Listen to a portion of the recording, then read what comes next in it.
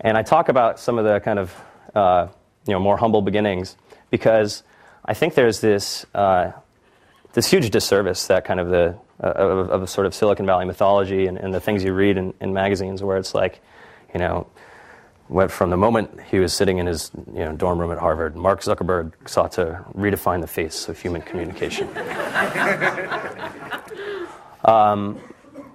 And Google, they were going to organize all the world's information and all these different things, and you sort of sit there and you're like, you're just trying to like write code and hope it compiles.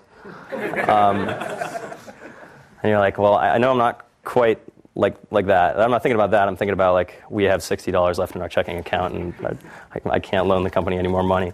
So anyway, the point is, like, in fact, Facebook, it was number like project number 7 or 8 that Mark happened to be hacking on, and it just happened to sign up, the whole like Harvard campus in a couple of weeks. But Google, like they were rejected when they wanted to sell the company for $1 million to Yahoo. And so the point is, all of these things start with much more modest ambitions, and even sort of the great entrepreneurs.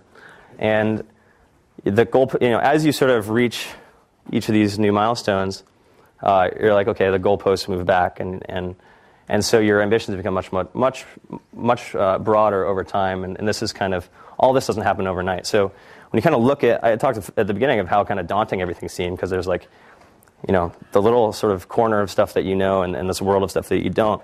Often that can be enough of a barrier to stop people from even getting started. So just realize that you have to be systematic about how you learn all these things, but this all happens one day at a time.